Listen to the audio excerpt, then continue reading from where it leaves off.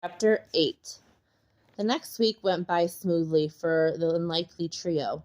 Draco would go off to work, but because he was the CEO, he was rather flexible in his schedule and was always returning by mid-afternoon.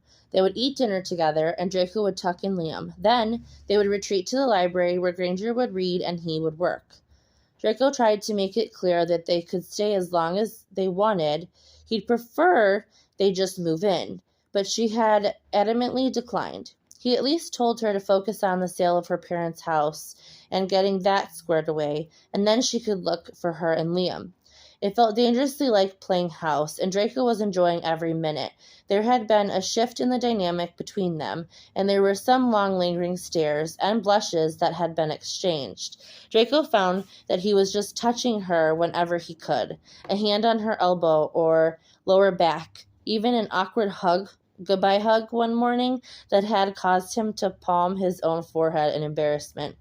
Hermione had settled into her own as she got older. She was insanely beautiful and had the most lovely, soft curves. She was always chewing on her bottom lip when she read, and Draco could stare at her from his desk. He arrived home that Friday night and was excited about the prospect of a nice, long, relaxing weekend with them. But he quickly realized he was in for something far more interesting. On the table next to the flue was a letter. He quickly opened it. Son, we will be attending dinner at the manor this evening. Expect us when you arrive home from work. Best, Mother. Shit. He hadn't spoken to his parents yet about the very new, very small, and snarky addition to his life. Dad! Liam called, entering the room. I thought I heard you. Piper let me help feed the animals today. That's amazing, bud. Good job. Where's your mom? She's in her room, I think. Anyway, did you know that Channing Thomas is the one person to have won 3 Quidditch World Cups? He didn't win them all on one team. The most people don't have Quidditch careers that last that long, especially since the World Cup is only played every 4 years. Liam had been extensively researching all things Quidditch since their game and had become slightly obsessed. That's fascinating, son. Really, but I need to talk to your mom really fast. Just then he heard the familiar sound of the flue roar to life. He froze. Son? Lucius' voice was crisp and clear. Draco turned slowly, revealing Liam. His mother was pulling off her glove by the pointer finger, and she blanched as she took in the familiar-looking features on the small child. Lucius's eyes widened and bulged. They looked in danger of trying to escape the rest of his skull. Mother, father, meet Liam Granger. Granger? Narcissa raised an eyebrow, still staring at Liam. Liam, meet your grandparents, and please excuse their shocked expressions. I am pretty sure this is the first time I've seen my father speechless. Explain yourself this instant, Lucius hissed. Well, I've recently found out I have a son, and that would be Liam.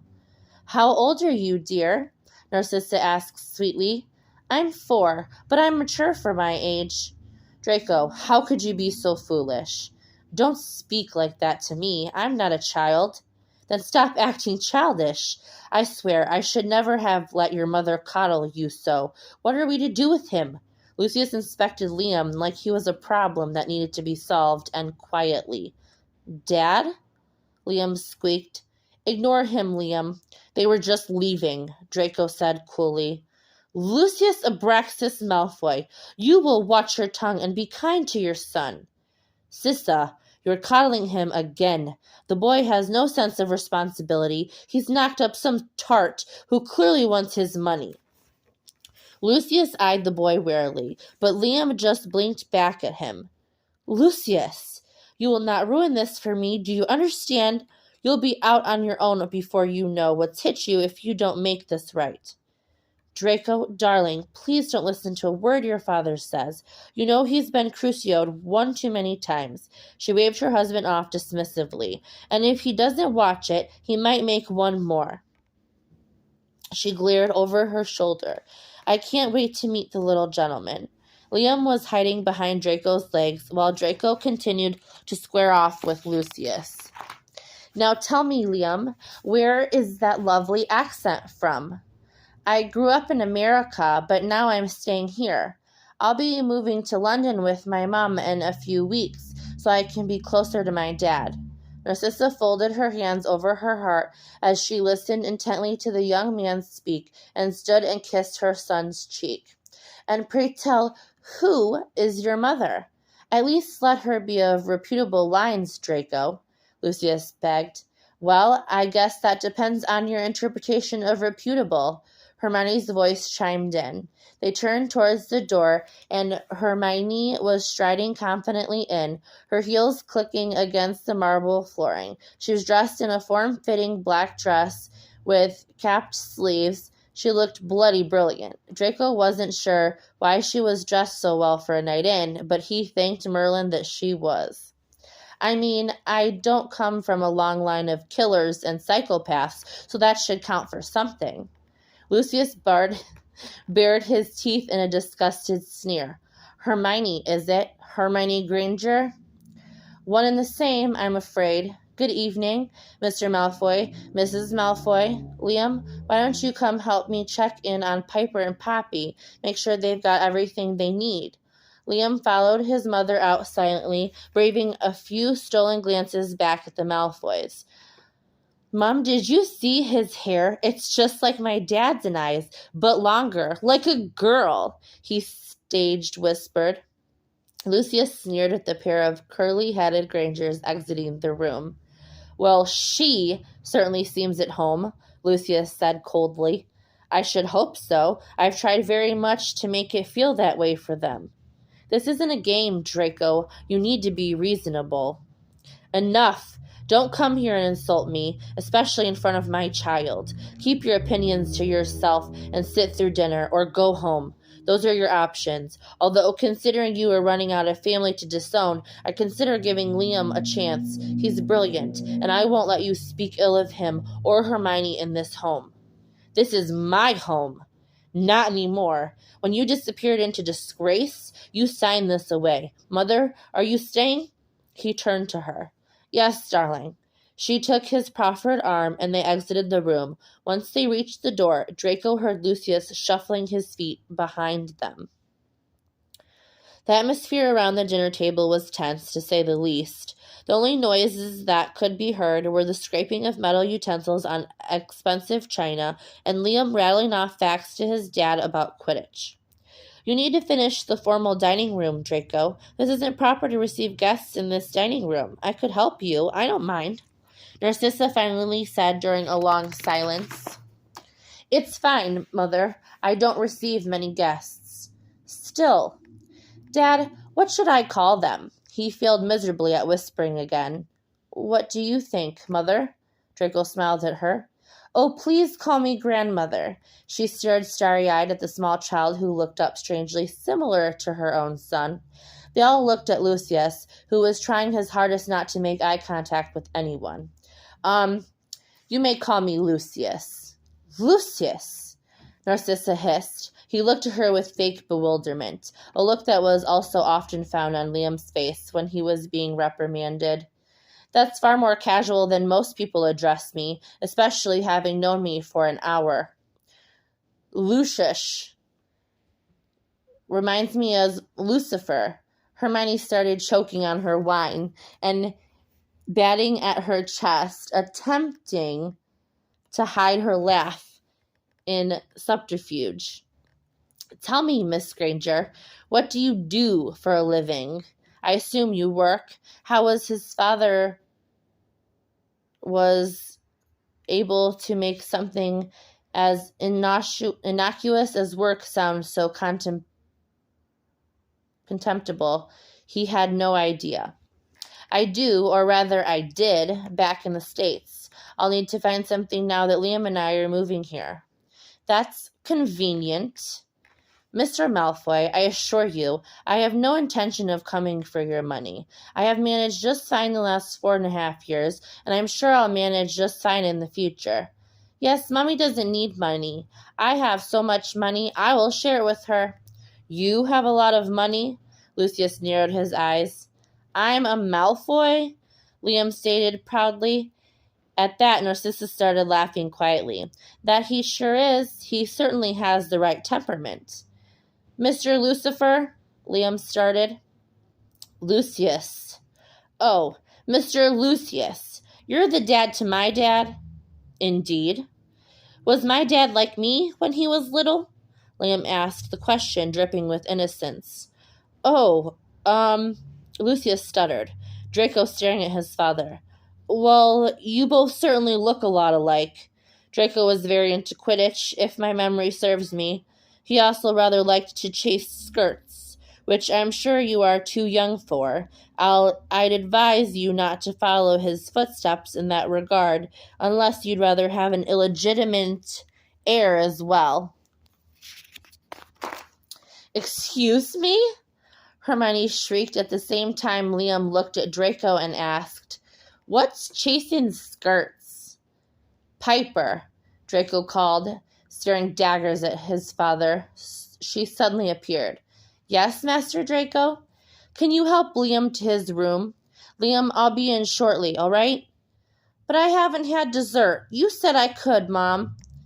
Piper is going to take you by the kitchens. You can get whatever you want, then head to your room, all right? He smiled softly at him. Liam hopped off of his chair and left the room, holding Piper's hand, whispering something about cake and cookies because Dad said he could have whatever he wanted. When the door was secretly closed, Draco turned to face his father. Are you barking? What in the world would tempt you to say anything about Liam's legitimacy, not only in general, but especially in front of him? Watch your tongue, boy. I'm still your father. Now, of course we will financially take care of the child, but surely you aren't considering naming him as your heir. That's ludicrous. Firstly, it's my money. In case you forgot, you forfeited all of Malfoy and Company, the manor, and the majority of the Malfoy vaults when you fled into banishment. Secondly, I absolutely intend to name Liam as my heir, and you don't get a vote. Draco, stop this nonsense, Lucius commanded, slapping his hand on the table, both of the women staying stoically silent. You are spitting on generations of tradition. Now, you aren't the first one in the Malfoy line to dip into the muddy waters, as it were, but you will handle this situation like a Malfoy. Mr. Malfoy, I'm not sure if you've somehow misunderstood this situation. I'd love the opportunity to clear it up. Draco and I will be making all the decisions regarding Liam's care together. I don't give a nut about your money or your title or your traditions. If Draco wants us here, we are here. I've taken years from him that he can't have back, and I have no intention to doing that again. You and your wife are allowed in our son's life, if and only if you can keep these extreme prejudices to yourself. If you can't, then you will lose that relationship, though I'm sure it would be of no consequence to you. Draco stared at Hermione proudly. Lucius was his father, but even he had to fight to keep his wits about him. Lucius was a very intimidating man. Lucius, it's enough. If you think for 1 second I'm not going to get to know my grandson, you're more mad than I thought you were. Can you behave yourself, or should I ask my son if he has a room prepared for me to stay in while I look for other accommodations? Lucius growled and sat stewing in anger until Narcissa cleared her throat. Fine. For you, my dear. Dinner has been stimulating, but I think we are going to leave or have to retreat for the evening, Draco stated, standing.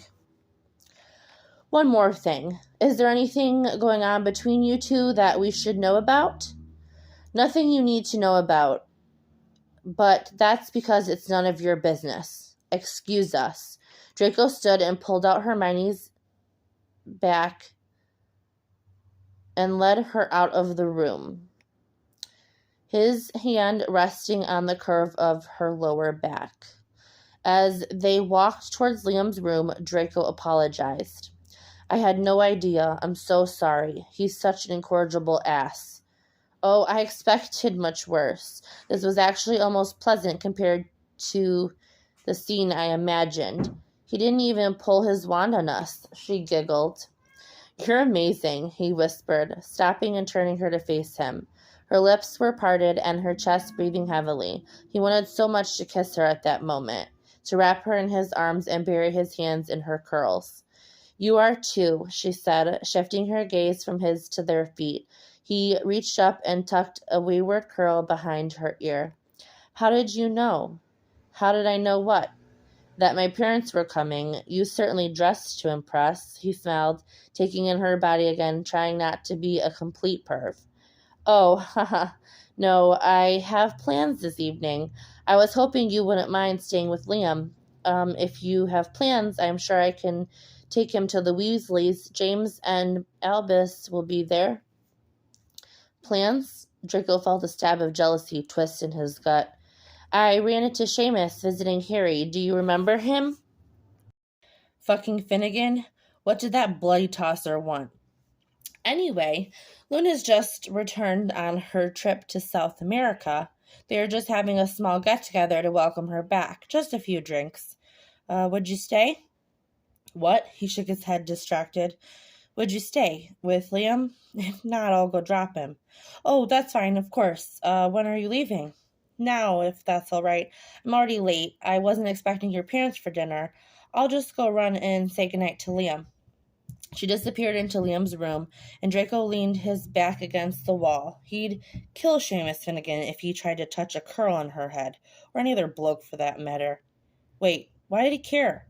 Hermione was a single, attractive, well, very attractive young witch. Of course other wizards would be interested.